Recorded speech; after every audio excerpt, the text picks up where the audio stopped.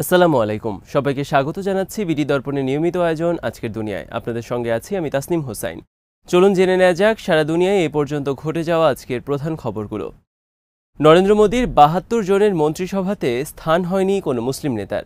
বিশাল এই মন্ত্রিসভায় দলিত, উপজাতি ও অন্যান্য ধর্মীয় সংখ্যালঘু গোষ্ঠীর প্রতিনিধিত্ব থাকলেও কোনো মুসলিম নেই। ভারতীয় সংবাদ মাধ্যম দ্য প্রিন্টের খবরে বলা হয়েছে, রবিবার সন্ধ্যায় শপথ নেয়া মন্ত্রিসভায় ১০ জনের দলিত আছেন। অন্যান্য অনগ্রসর শ্রেণী ও ওবিসি থেকে আছেন ২৭ জন। এছাড়া উচ্চবর্ণ থেকে ২১ জন, উপজাতীয় গ্রুপগুলো থেকে ৫ জনের জায়গা হয়েছে মোদীর ক্যাবিনেটে। ধর্মীয় সংখ্যালঘুদের মধ্যে থেকেও আছেন ৫ জন সদস্য, তবে সেখানে কোনো মুসলিম সদস্য নেই। এর আগে নরেন্দ্র মোদীর ২ মেয়াদের শাসনে মন্ত্রিসভায় মুসলিমদের প্রতিনিধিত্ব ছিল। ২০১৪ সালে নির্বাচনে জেতার পর মোদী মন্ত্রিসভার সদস্য করেছিলেন নাজমা হেপতুল্লাহ। মোদী তাকে সংখ্যালঘু বিষয়ক মন্ত্রণালয়ের দায়িত্ব দিয়েছিলেন। ২০১৯ সালেও দ্বিতীয় মেয়াদে মন্ত্রিসভার সদস্য করা হয়েছিল বিজেপির রাজ্যসভার সদস্য মুস্তাক আব্বাস নাকভিকে। তাকেও দেওয়া হয়েছিল সংখ্যালঘু বিষয়ক মন্ত্রণালয়ের ডাক। মুস্তাক আব্বাস নাকভির রাজ্যসভার সদস্য পদের মেয়াদ শেষ হয় ২০২২ সালের ৬ জুলাই। তারপর থেকে বিজেপি তাকে আর সদস্য করেনি। সেই থেকে মোদীর মন্ত্রিসভাও মুসলিম শূন্য। ভারতের এবারের নির্বাচনে বিজেপি কিংবা তাদের নেতৃত্বাধীন এনডিএ জোটের কোনো মুসলিম প্রার্থী জয়ী হতে পারেনি। তবে সংখ্যালঘু সম্প্রদায়ের যেই ৫ জনকে মন্ত্রিসভায় স্থান দেওয়া হয়েছে, তাদের মধ্যে নির্বাচনে পরাজিত নেতারাও রয়েছেন। পাঞ্জাবে ভোটের লড়াইয়ে হেরে যাওয়া রণবীর সিং বিটুকে রেল প্রতিমন্ত্রীর দায়িত্ব দিয়েছেন মোদী। বিজেপির বিরুদ্ধে মুসলিম বিদ্বেষের অভিযোগ বরাবরই রয়েছে। এবারে নির্বাচনের আগেও দলটির নেতাদের কাছ থেকে এমন অনেক বক্তব্য পাওয়া গেছে। কংগ্রেস অন্যদের সম্পত্তি কেড়ে নিয়ে মুসলমানদের মধ্যে বিলিয়ে দেবে, এমন অভিযোগ তুলেছেন মোদী নিজেই। ফিলিস্তিনের পক্ষে বিক্ষোভ করা শিক্ষার্থীদের ডিগ্রি আটকে রাখার ঘটনা ঘটেছে হার্ভার্ড বিশ্ববিদ্যালয়ে। বেশ কয়েকজন শিক্ষার্থী অভিযোগ করেছে, তাদের পড়াশোনা শেষ হলেও কাঙ্ক্ষিত ডিগ্রি দিতে গড়িমসি করছে বিশ্ববিদ্যালয় কর্তৃপক্ষ। আল জাজিরার এক প্রতিবেদনে বলা হয়েছে, হার্ভার্ড বিশ্ববিদ্যালয়ে ৪ বছর স্নাতক পর্যায়ে পড়াশোনা শেষ করে কাঙ্ক্ষিত ডিগ্রি পাওয়ার অপেক্ষায় আছেন আসমির আশরার সাফি। স্নাতক সমাপনী অনুষ্ঠান শেষ হওয়ায় ২ সপ্তাহের বেশি সময় পার হয়ে গেলেও তাকে ডিগ্রি দেওয়া হচ্ছে না। পাকিস্তানি বংশোদ্ভূত সাফি ছাড়াও বিশ্ববিদ্যালয়টির আরও ১২ জন শিক্ষার্থী একই পরিস্থিতিতে আছেন। বিশ্বের অন্যতম মর্যাদাপূর্ণ এই শিক্ষা প্রতিষ্ঠানের শীর্ষ পরিচালনা কর্তৃপক্ষ হার্ভার্ড কর্পোরেশনের গত ২৩ মে অনুষ্ঠিত স্নাতক সমাপনী অনুষ্ঠানে এই শিক্ষার্থীদের ডিগ্রি না দেওয়ার সিদ্ধান্ত নেয়। সম্প্রতি ফিলিস্তিনের সমর্থনে বিশ্ববিদ্যালয় প্রাঙ্গণে ইসরায়েল বিরোধী বিক্ষোভে অংশ নেওয়ায় তাদের বিরুদ্ধে এমন সিদ্ধান্ত নেওয়া হয়। ৪ বছর ধরে সামাজিক অধ্যয়ন, জাতিসত্তা, অভিবাসন ও অধিকার বিষয়ে পড়াশোনা করা সাফি বিশ্ববিদ্যালয় কর্তৃপক্ষের সিদ্ধান্তের বিরুদ্ধে ইতোমধ্যে আপিল করেছেন। তিনি বলেন, আমি অক্সফোর্ডের রোডস বৃত্তিপ্রাপ্ত ছাত্রী। হার্ভার্ডের ডিগ্রি স্থগিত থাকার কারণে অক্সফোর্ড বিশ্ববিদ্যালয়ে ভর্তি হতে পারব কিনা সে বিষয়টি নিশ্চিত করার চেষ্টা করছি। ডিগ্রি অর্জনের ক্ষেত্রে যা যা করা প্রয়োজন সবকিছুই করেছি আমি। পড়াশোনা শেষ করেও ডিগ্রি না পাওয়া আরেক শিক্ষার্থী শ্রদ্ধা যোশী বলেন, আমার পক্ষ থেকে আপিল আবেদনের কাজ শেষ করেছি। হার্ভার্ড ইউকে ফেলোশিপের আওতায় কেমব্রিজ বিশ্ববিদ্যালয়ে পড়াশোনার পরিকল্পনা ছিল আমার, তবে ডিগ্রি না পাওয়াকে কেন্দ্র করে আমার পরিকল্পনা আটকে গেছে। গাজা উপত্যকায় ইসরায়েলের চলমান যুদ্ধের বিরোধিতা করে গত এপ্রিলে নিউ ইয়র্কের কলাম্বিয়া বিশ্ববিদ্যালয়ের শিক্ষার্থীরা বিক্ষোভ শুরু করে। এরপর হার্ভার্ড সহ আরও ৩০টিরও বেশি বিশ্ববিদ্যালয়ে বিক্ষোভ ছড়িয়ে পড়ে। গাজা যুদ্ধের ২৪৮তম দিনে সোমবার প্রতিরোধ যোদ্ধারা অন্তত ৪ জন ইসরায়েলি সেনাকে হত্যা করেছে। গাজা থেকে আল মায়াদিনের এক রিপোর্টার জানিয়েছেন, এদিন মিশরীয় সীমান্তের কাছে আল আসবা এলাকা এবং রাফা শহরের কেন্দ্রস্থলে দখলদার সেনাদের ওপর বড় ধরনের হামলা করেছে প্রতিরোধ যোদ্ধারা। এসব এলাকায় অগ্রসর হতে চাওয়া ইসরায়েলি বাহিনীকে রুখে দেওয়ার চেষ্টা করছে উপত্যকার প্রতিরোধ সংগঠনগুলো।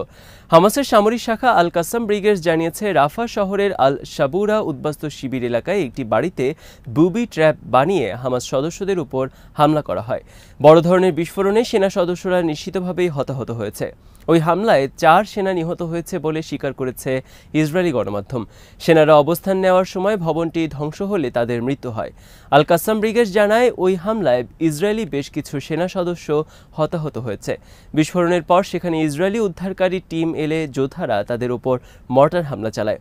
আল মায়াদিন জানিয়েছে, এরপর আরও অনেকক্ষণ ধরে সেনাদের গতিবিধি নজরদারি করে হামাসের যোদ্ধারা তাদের উপর গোলা নিক্ষেপ অব্যাহত রেখেছে। আল কাসাম জানিয়েছে, রাফা শহরের আল আউদা মসজিদের কাছে আল ইয়াসিন 105 গোলা সাহায্যে তারা একটি ইসরায়েলি মার্কাভা ট্যাঙ্কের উপর হামলা চালিয়েছে। সংগঠনটির মিডিয়া উইং একটি ভিডিও প্রকাশ করেছে যাতে দেখা যাচ্ছে দক্ষিণ গাজার খান ইউনিস শহরে ইসরায়েলি বাহিনীর একটি অ্যাসেম্বলি পয়েন্ট লক্ষ্য করে মর্টার হামলা চালানো হয়েছে। যুদ্ধের ৮ মাস পরেও প্রতিরোধ যোদ্ধাদের এসব হামলা প্রমাণ করে গাজায় তারা এখনও প্রচণ্ড শক্তি নিয়ে অবস্থান করছে। আল আকসার শহীদ ব্রিগেড জানিয়েছে তাদের যোদ্ধারা নেতজারিম এলাকায় ইসরায়েলি সাপ্লাই লাইন এবং command and control centre target করে মর্টার শেল হামলা চালিয়েছে। নিজেদের সামরিক সক্ষমতার জানান দিতে এই প্রতিরোধ সংগঠনটি নিজেদের ওয়ার্কশপে আল আকসা 103 রকেট তৈরি ও হামলার জন্য প্রস্তুত করার একটি ভিডিও প্রকাশ করেছে। মুজাহিদিন মুভমেন্টের সামরিক সংগঠন মুজাহিদিন ব্রিগেডসও কয়েকটি পয়েন্টে ইসরায়েলি বাহিনীর উপর হামলা চালিয়েছে। আরও একটি ইসরায়েলি হারমেস ড্রোন ভূপাতিত করেছে লেবানন ভিত্তিক হিজবুল্লাহ। সোমবার ড্রোনটি আগ্রাসন চালাতে লেবাননের আকাশে প্রবেশ করার পরই সেটিকে ভূপাতিত করা হয়। লেবানন ভিত্তিক সংবাদ মাধ্যম আল মায়াদিনের খবরে বলা হয়েছে হিজবুল্লাহর এয়ার ডিফেন্স ইউনিট উচ্চ মূল্যের ইসরায়েলি ড্রোনটি ধ্বংস করেছে এবং সেটির একটি ভিডিও প্রকাশ করেছে। যুদ্ধের গত ৮ মাসে এই নিয়ে ৩টি হারমেস 900 ড্রোন ভূপাতিত করল হিজবুল্লাহ। হারমেস ইসরায়েলের বিমান বাহিনীর হাতে থাকা সেরা ড্রোনগুলোর একটি। খবরে বলা হয়েছে এদিন হিজবুল্লাহর এয়ার ডিফেন্স ইউনিট আগে থেকে ড্রোনের জন্য ফাঁদ পেতে অপেক্ষা করছিল। নির্দিষ্ট আকাশসীমা আসতেই ড্রোনটিকে টার্গেট করা হয়। ইসরায়েলি গণমাধ্যমে বিষয়টিকে আকাশে ইসরায়েলের শ্রেষ্ঠত্বের উপর আঘাত হিসেবে বর্ণনা করা হয়েছে। এদিকে সোমবার উত্তর ইসরায়েলে লেবাননের হামলায় ৫ ইসরায়েলি সেনা আহত হয়েছে। সাফাদ শহরের একটি হাসপাতালে ৫ জনকে চিকিৎসার জন্য নেওয়া হয়েছে বলে জানিয়েছে সংবাদ মাধ্যমগুলো। ড্রোন হামলার ফলে সৃষ্ট আগুনে তারা আহত হয়। ইসরায়েলি বাহিনীর একজন মুখপাত্র জানিয়েছেন বেলা 3:30টার দিকে কয়েকটি এলাকায় ড্রোন হামলার সতর্কতামূলক সাইরেন বেজে ওঠে। এ সময় দুটি ড্রোন গোলান উপত্যকার ইসরায়েলি আকাশে ঢুকে পড়ে। একটি ড্রোন থেকে সা আল বসতিতে আগুনের সূত্রপাত হয়। ওই মুখপাত্র জানিয়েছেন ইসরায়েলি প্রতিরক্ষা বাহিনী ড্রোন লক্ষ্য করে সার্ফেস টু এয়ার মিসাইল ছুড়লেও একটি ড্রোন মিসাইলকে ফাঁকি দিতে সক্ষম হয়। একই দিন আপার আল জলিল, মেতুল্লাহ ও কিরিয়াত শামন বসতিতেও সাইরেনের শব্দ শোনা গেছে। গত কিছুদিন ধরেই বারবার ইসরায়েলি এয়ার ডিফেন্স সিস্টেমকে ফাঁকি দিতে সক্ষম হচ্ছে হিজবুল্লাহ ড্রোন। এর ফলে উত্তর ইসরায়েলে বেশ কিছু ক্ষয়ক্ষতির খবর পাওয়া গেছে। গত সপ্তাহে অ্যান্টি ট্যাঙ্ক মিসাইল ছুড়ে হিজবুলের একটি আয়রন ডোম এয়ার ডিফেন্স সিস্টেম ধ্বংস করেছে হিজবুল্লাহ। যুক্তরাষ্ট্রের প্রেসিডেন্ট জো বাইডেনের দেওয়া ফিলিস্তিনের গাজায় যুদ্ধবিরতির প্রস্তাব জাতিসংঘ নিরাপত্তা পরিষদে পাশ হয়েছে। পরিষদের 15 সদস্যের মধ্যে প্রস্তাবের পক্ষে ভোট পড়েছে 14টি। ভোট দেওয়া থেকে শুধু বিরত ছিল রাশিয়া। গত 31শে মে গাজায় 3 ধাপে যুদ্ধবিরতি কার্যকরের প্রস্তাব দেন প্রেসিডেন্ট বাইডেন। সোমবার প্রস্তাবটি নিরাপত্তা পরিষদে তোলা হয় এবং এর উপর ভোটাভুটি হয়। আল জাজিরার খবরে বলা হয়েছে এমন সময় গাজার যুদ্ধবিরতির এই প্রস্তাব পাশ হলো যখন ইসরায়েলের নির্বিচার হামলায় সেখানে 37,000-এর বেশি ফিলিস্তিনি নিহত হয়েছেন। অবরুদ্ধ উপত্যকার অর্ধেক ঘরবাড়ি ও স্থাপনা ধ্বংস হয়ে গেছে বলে জানিয়েছে জাতিসংঘ। ইসরায়েল ও হামাসকে অবিলম্বে যুদ্ধবিরতির প্রস্তাব মেনে নেওয়ার আহ্বান জানিয়েছেন জাতিসংঘে নিযুক্ত যুক্তরাষ্ট্রের দূত লিন্ডা থমাস গ্রিনফিল্ড। যুদ্ধবিরতির এই প্রস্তাবকে নতুন সুযোগ বলেও অভিহিত করেছেন তিনি। নিরাপত্তা পরিষদে পাশ হওয়া যুদ্ধবিরতির প্রস্তাবকে স্বাগত জানিয়েছে ফিলিস্তিনের স্বাধীনতাকামী সংগঠন হামাস। বিবৃতিতে সংগঠনটি কিভাবে যুদ্ধবিরতির শর্তগুলো বাস্তবায়ন করা যায় সে বিষয়ে মধ্যস্থতাকারীদের সঙ্গে কাজ করা সদিচ্ছার কথা জানিয়েছে। একই সঙ্গে জেরুজালেমকে রাজধানী করে স্বাধীন ফিলিস্তিন রাষ্ট্র প্রতিষ্ঠার আন্দোলন সংগ্রাম চালু থাকবে বলেও জানিয়েছে তারা।